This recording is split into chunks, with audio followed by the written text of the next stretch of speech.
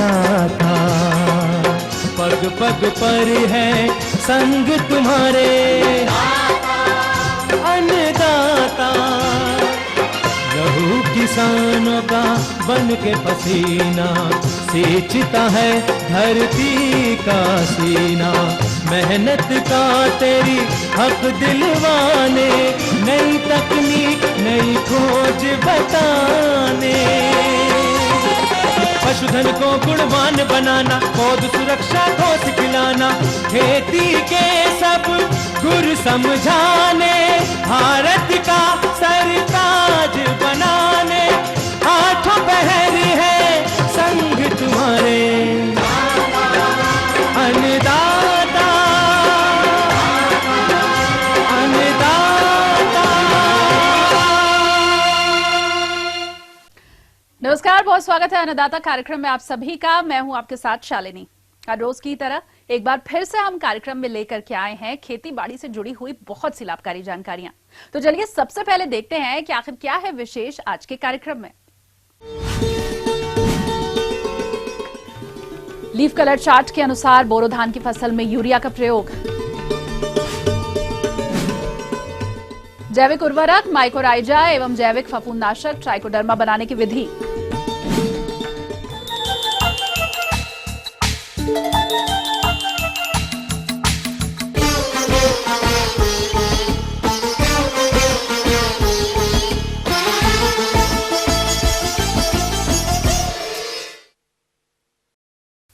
हमारे राज्य के बहुत से किसान बोरो धान की खेती करते हैं, लेकिन वो यूरिया का प्रयोग अंधाधुंध मात्रा में करते हैं, जिस कारण लागत खर्च तो बढ़ता ही है, साथ ही फसल पर कीट व्याधियों का प्रकोप भी बढ़ जाता है। ऐसी स्थिति से बचने के लिए किसान भाई धान की फसल में यूरिया का प्रयोग लीफ कलर चार्ट के अनुसार करें तो फसल की बढ़वार भी अच्छी होगी और लागत खर्च भी कम हो जाएगा।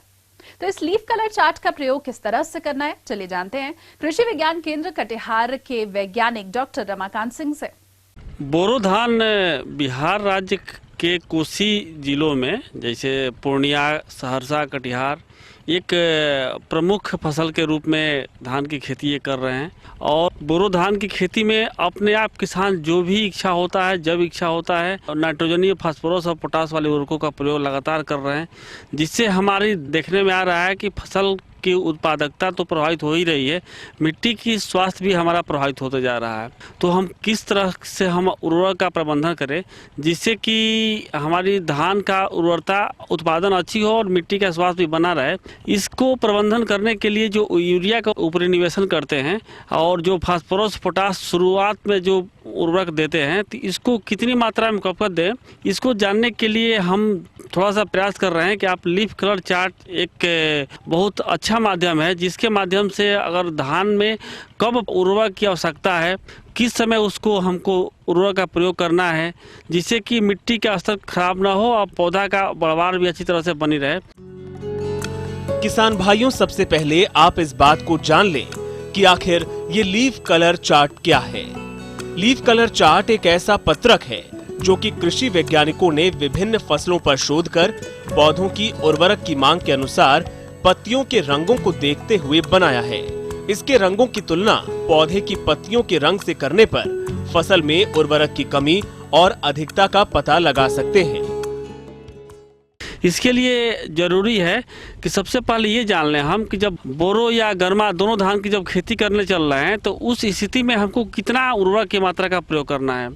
जैसे पूरे फसल की अवधि में 130 किलो यूरिया का प्रयोग करें प्रति एकड़ की दर से, आप 70 किलो डीएपी का प्रयोग करें और 40 किलो म्यूरेट ऑफ पोटास का प्रयोग करें प्रति एकड़ में। साथ ही 10 किलो आप जिंक सल्फेट का भी प्रयोग करें तो बेहतर परिणाम आप पा पाएंगे। फसल से अच्छा उत्पादन मिले, इसके लिए किसान अक्सर बिना सोचे समझे अंधाधुंध मात्रा में यूरिया का इस्तेमाल करते हैं, जो कि गलत है और इससे किसानों को आर्थिक हानि भी होती है।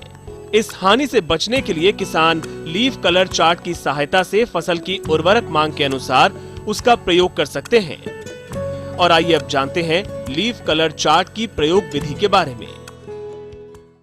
जिस सब अवस्था में हम कादो करने जा रहे हैं, जिस अवस्था में रोपाई करने पहुंच रहे हैं, उस रोपाई कादो करते समय ही जितने भी डीएपी और पोटास जिंक सल्फेट है इसका आप ऊपर निवेशन मिला करके तब उसके बाद कादो करें। पुनः जब पौधा हमारा रोपाई करने के बाद 21 दिन का अवस्था में पहुंच जाए तब आपको थोड़ा सा ध्यान देने की ज़रूरत है कि जो लीफ कलर चार्ट आपके पास ये उपलब्ध है, इस लीफ कलर चार्ट में आप पत्तों का रंग देख करके आप समझ पाएंगे कि हमको कितना मात्रा में यूरिया का ऊपरी निवेशन करना है। जैसे लीफ कलर चार्ट में जब हमारी पत्ती का रंग तीसरी अवस्था में पहुंच जाए, तीसरा स्टेप में पार कर जाए, तो वहाँ पर हमको 29 से 30 किलो प्रति एकड़ की दर से यूरिया का प्रयोग करें तो आप बेहतर परिणाम पा पाएंगे। इस लीफ कलर चार्ट का प्रयोग आप हर 10 दिन के अंतराल पर आप अपने खेत में जाएं, सुबह में 8 से 10 के बीच में या शाम को 2 से 4 के बीच में, और अपने इस धूप की जो छाया आपके पास आ रही है उसको शरीर से ढक लें। उसके बाद जो स्वस्थ पत्ती है जिसपे कीड़े का किसी रोग का प्रकोप न हुआ हो, उस पत्ती का आप चयन करें। ऊपर से जो आपको दूसरी तीसरी पूरी तरह से परिपूर्ण पत्ती हो आप उसका चयन करें, और चयन करने के बाद जो आपके पास चार्ट उपलब्ध है, ये कलर चार्ट, इससे आप उसको मैच कराएं। जब आपकी पत्ती का रंग तीसरी अवस्था तक पहुंच जाए तो आपको 29 किलो प्रति एकड़ की दर से यूरिया का प्रयोग करना है। पुनः आप 10 दिन बाद जाएं खेत में, माने खेत का निरीक्षण करते रहें।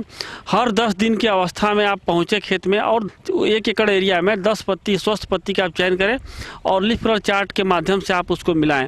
और अगर कमी का लक्षण दिखाई पड़ना शुरू हो जाए उस लीफ कलर चार्ट के माध्यम से तो आप उसका उपनिवेशन करते रहें। कब तक करें? फसल रोपाई के 21 दिन बाद से आप शुरू करें, और जब पौधे में फ्लावरिंग की अवस्था आ जाती है, गाभा निकलने की अवस्था आ जाती है, उस समय तक लगातार निरीक्षण करते रहें। हमें लगता है कि अगर आप निरीक्षण करते रहेंगे तो आप 3 से या 4 बार आपको यूरिया उपनिवेशन की जरूरत पड़ेगी। इससे आपका पूरा पौधा जीवन काल अपना अच्छी तरह से अंत करेगा और आपका उत्पादन अच्छा मिलेगा। तो ये थी कुछ उपयोगी जानकारियां। अब लेंगे एक छोटा सा ब्रेक, जल्द हाजिर होंगे।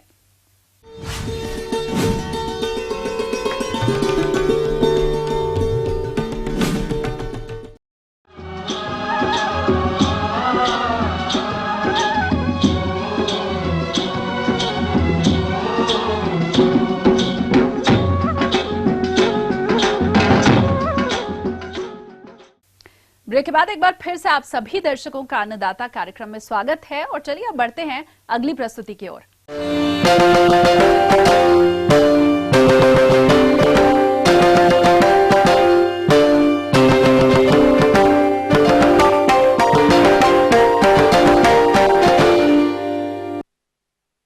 अपने प्रदेश के अधिकतर किसान भाई ये सोचते हैं कि खेती की उत्पादकता को बढ़ाना है तो रासायनिक उर्वरकों और कीटनाशकों का प्रयोग करना जरूरी है, लेकिन वो ये नहीं जानते कि इनके अधिक उपयोग करने से मिट्टी की उर्वरा शक्ति भी घटती है, साथ ही मानव स्वास्थ्य पर हानिकारक प्रभाव डालते हैं। तो इस समस्या को देखते हुए हमारे संवाददाता ने भारतीय कृषि अनुसंधान परिषद नई दिल्ली में आयोजित कृषि मेले में जैव उर्वरकों और जैव फफूंदनाशी से संबंधित कुछ जानकारियां प्राप्त की हैं। तो ये किस तरह से उपयोगी है और किसान अपने स्तर पर कैसे इसे तैयार करें, इस बारे में जानकारी दे रहे हैं एक कृषि वैज्ञानिक डॉक्टर ओम प्रकाश शर्मा।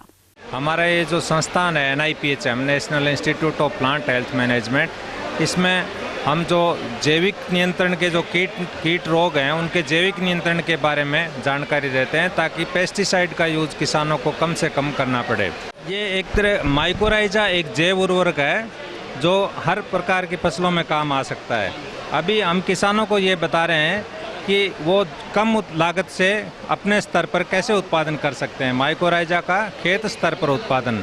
इसमें ऐसी कम लागत की तकनीक बताई है जैसे कि स्टार्टर कल्चर या प्रारंभिक थोड़ा कल्चर मार्केट से या कोई जैव उर्वरक प्रयोगशाला से किसान लेंगे और उसके बाद में गमले में या पॉलीथीन की बैग्स में किसान खुद कोई भी बीज बुआई करके और अपने आप उसमें सोइंग करेंगे। उसके नीचे जो माइक्रोराइजा कल्चर है वो प्रारंभिक कल्चर उसमें डाल देंगे। उसके बाद में पौधा धीरे धीरे बढ़ेगा, उसकी जड़ें बढ़ेंगी। माइक्रोराइजा इसके अंदर एक बार जड़ों के अंदर चला गया वो भी धीरे धीरे बढ़ेगा, और जैसे जैसे जड़ बढ़ेगी माइक्रोराइजा ये अंत में ये माइक्रोराइजा की जड़ें हैं वो फुल ऑफ माइक्रोराइजा हो जाएगी।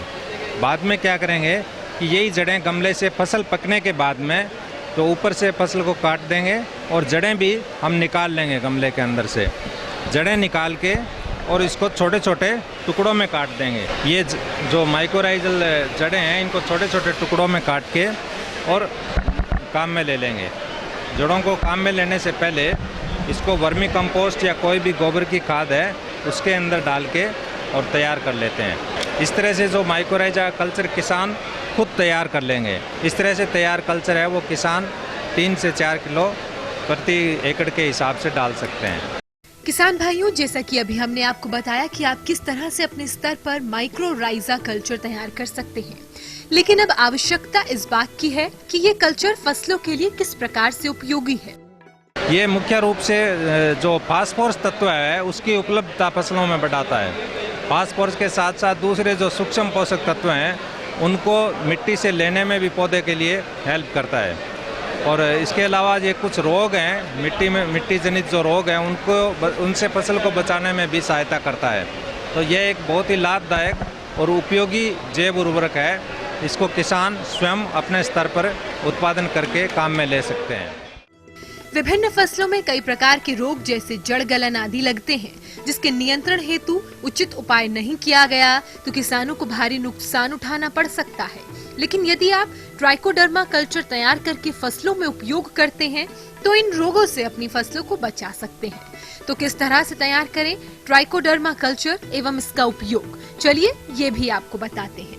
इसके लिए एक बहुत ही सरल तकनीक है। जैसे ये ट्राइकोडर्मा है। ट्राइकोडर्मा तैयार करने के लिए किसान को ये ज्वार का बीज ले लेंगे, ज्वार या मक्का या कोई गेहूं का या बाजरे का भी बीज ले सकते हैं। इसको पानी में भिगोकर और प्रेशर कुकर के अंदर स्टरलाइज करते हैं। प्रेशर कुकर के अंदर 1 सीटी लगने के बाद 40 मिनट तक इसको स्टरलाइज करते हैं, जीवाणु रहित करते हैं। उसके बाद में इसके अंदर जो मदर कल्चर है, ये मदर कल्चर हमारे पास ये रहता है, इसमें से लेके और थोड़ा सी मात्रा इसमें डाल देते हैं। इसमें से मदर कल्चर लेके और इसके अंदर डालेंगे। उसके बाद में क्या होगा कि ये 1 हफ्ते बाद में 2-3 दिन बाद में ऐसा हो जाएगा, इसका ऐसा कलर 3 दिन के बाद में, और 5 दिन के बाद में इसका जो रंग है वो इस तरह का हो जाएगा। ये हरा कलर ये दिखा रहा है अभी इसके अंदर ये जो ट्राइकोडर्मा है वो ग्रो हो रहा है, इसके अंदर ट्राइकोडर्मा बढ़ रहा है। ये 7 दिन के बाद में ऐसा हो जाएगा। 2-3 दिन और रखने के बाद में हम इसको सुखाकर और इस तरह से काम में ले सकते हैं। सुखाकर पीसकर और पाउडर बना लेंगे इस तरह का। ये प्योर ट्राइकोडर्मा है, ये किसान का खुद का प्रोडक्ट तैयार हो गया। तो ये प्योर ट्राइकोडर्मा कम लागत में किसान खुद तैयार कर सकते हैं। इसके लिए किसान को एक प्रेशर कुकर चाहिए और जो इनोकुलेशन करते हैं उसके लिए इस तरह का एक कम लागत का चैम्बर बना सकते हैं। ये लकड़ी का भी बना सकते हैं या कोई कार्डबोर्ड का या कार्टून का या गत्ते का इस तरह का भी बना सकते हैं, ताकि बाहर के जीवाणु इसमें इनोकुलेशन करते टाइम इसके अंदर नहीं जाए। इसके अंदर रख के ये सारा काम करते हैं। इस तरह लो कॉस्ट टेक्निक है जो ट्राइकोडर्मा का उत्पादन करने के लिए किसान के लिए बहुत ही उपयोगी है। ट्राइकोडर्मा एक तरह का लाभदायक फंगस है और ये प्राय करके सभी फसलों में काम आ सकता है, क्योंकि ये जीवाणु जो खेत के अंदर जो कीटाणु होते हैं रोग फैलाने वाले ज़मीन के अंदर मिट्टी में, जैसे उगटा रोग है या जड़गलन रोग है, वो सभी फसलों में आते हैं। तो ये एक तरह का जैविक कीटनाशी है और ये उन कीटाणुओं को, इन जो रोग हैं उनको कम करने में मदद करता है। इसका बीज उपचार भी कर सकते हैं और इसका जो तैयार किया हुआ कल्चर है इसको हम गोबर की खाद में डाल के और इसको देने से पहले, खेत में डालने से पहले 1 हफ्ता 10 दिन पहले इसको गोबर की खाद में डाल देंगे। गोबर की खाद में इसकी मात्रा और बढ़ेगी और गोबर जो उपचारित गोबर की खाद है उसको हम खेत में डाल सकते हैं। तो ये ज़मीन के अंदर फैल जाएगा और सभी फसलों में काम आएगा। जो जड़गलन रोग हैं, जो मिट्टी जनित रोग हैं वो कम होंगे। इससे बीज उपचारित भी कर सकते हैं। बीज उपचारित में करने में मात्रा कम लगती है, 2 ग्राम प्रति किलो बीज के हिसाब से, जबकि खेत में मात्रा डालेंगे तो 2-3 किलो प्रति हेक्टेयर मात्रा डालेंगे। आगे और भी है कुछ रोचक जानकारियां, पर यहां पर रुकेंगे एक ब्रेक के लिए, जल्द हाजिर होंगे।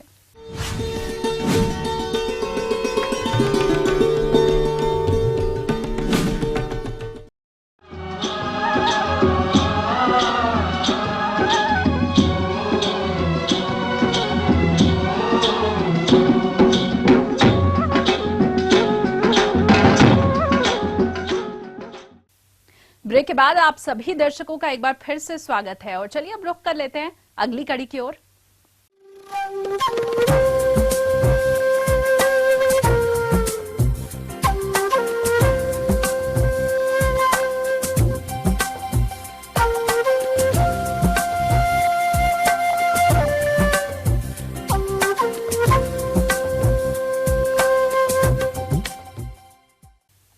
मौसम के अनुसार प्रबंधनों पर ही टिकी है आपकी खेती बाड़ी और इसीलिए मौसम पूर्वानुमान और उस पर आधारित साप्ताहिक कृषि सलाह इस प्रकार है।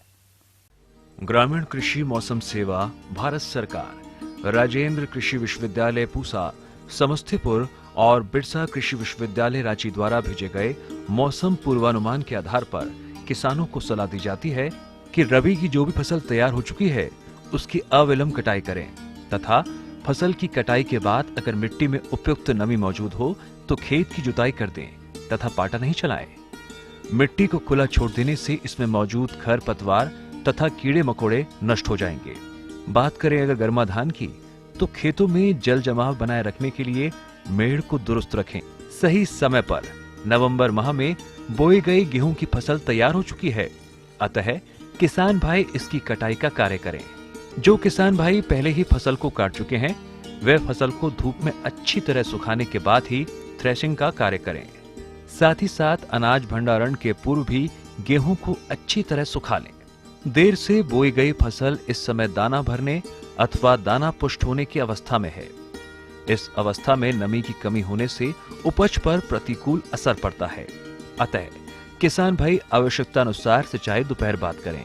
लतर वाली सब्जियों जैसे खीरा, ककड़ी, कद्दू, कदीमा इत्यादि में लाल भृंग कीड़ों का आक्रमण हो रहा है, जिसके कारण पत्तियां बुरी तरह प्रभावित हो रही हैं।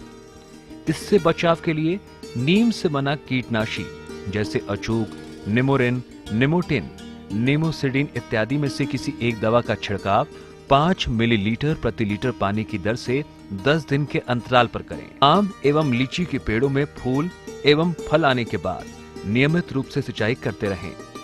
लीची के छोटे छोटे फल को गिरने से बचाने के लिए पेड़ों में प्लानोफिक्स हार्मोन का छिड़काव 5 मिलीलीटर प्रति 10 लीटर पानी की दर से करें।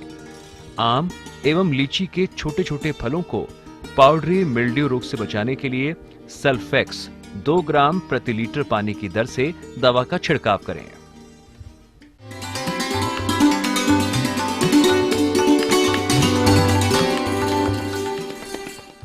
अन्नदाता हेल्पलाइन निःशुल्क फोन संपर्क सेवा के माध्यम से आपके द्वारा पूछे गए कृषि से जुड़े हुए प्रश्नों में से एक या फिर 2 महत्वपूर्ण प्रश्नों को हम अपने कार्यक्रम में शामिल करते हैं और इसी के तहत आज का चयनित प्रश्न और उसका जवाब इस प्रकार है। निःशुल्क अन्नदाता हेल्पलाइन में आज हमने जिस प्रश्न को शामिल किया है उसे पूछा है कांके जिला रांची के अमित कुमार ने।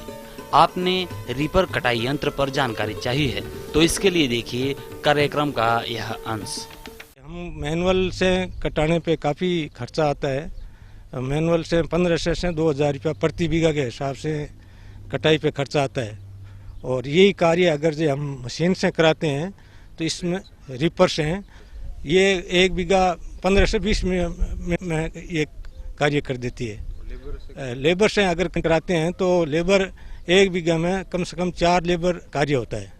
किसान भाइयों, अभी गेहूं की कटाई का समय चल रहा है और किसान गेहूं की कटाई मजदूरों के द्वारा करवाते हैं, लेकिन मजदूरों के द्वारा गेहूं की कटाई करवाने पर समय और श्रम अधिक लगता है तथा बहुत सी बार तो समय पर मजदूर भी नहीं मिल पाते हैं।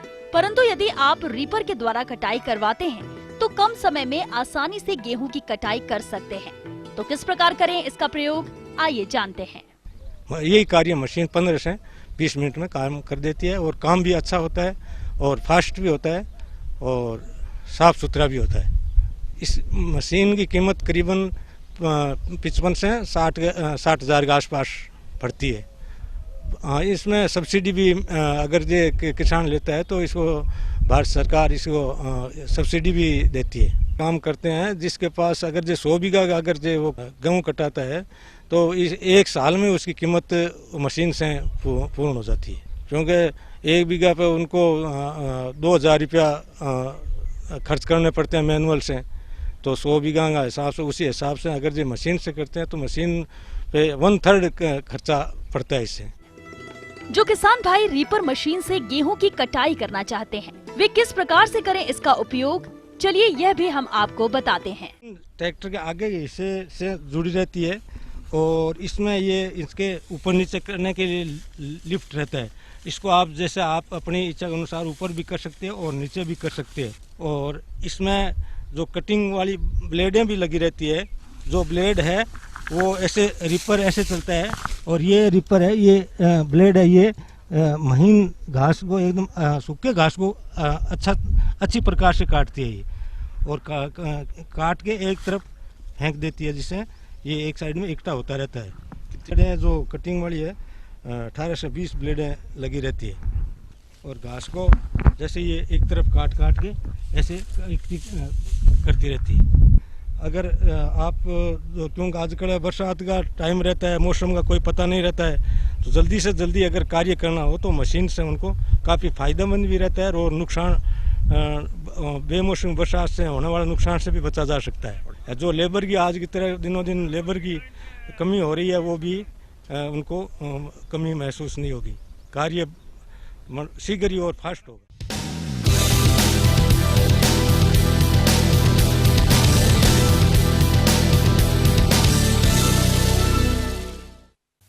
राज्य की विभिन्न मंडियों में कृषि उत्पादों के चढ़ते उतरते बाजार भाव की संक्षिप्त जानकारी इस प्रकार है।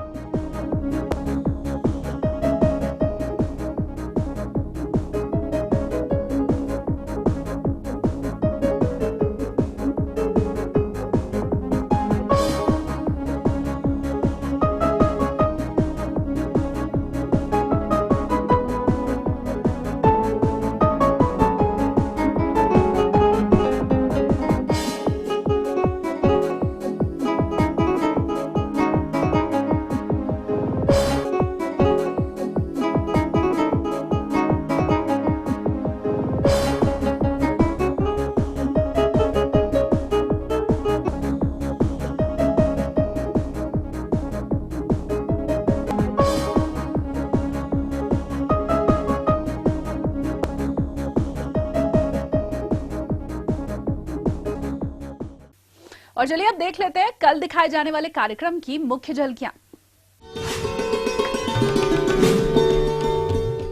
विश्व पृथ्वी दिवस पर अन्नदाता की खास प्रस्तुति,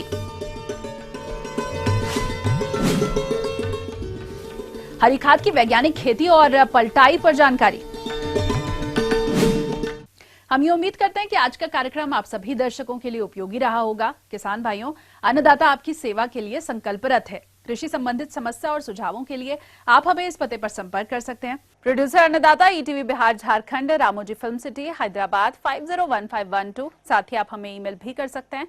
हमारा ईमेल आईडी है annadatabihar@etv.co.in। इसके अलावा आप हमें निःशुल्क हेल्पलाइन नंबर 180010845999 पर सोमवार से शनिवार सुबह 10 से शाम 4 बजे के बीच संपर्क कर सकते हैं। तो फिलहाल अन्नदाता की पूरी टीम को इजाजत दीजिए। कल फिर से इसी समय आपसे मुलाकात होगी कृषि संबंधित कुछ और महत्वपूर्ण जानकारियों के साथ। नमस्कार।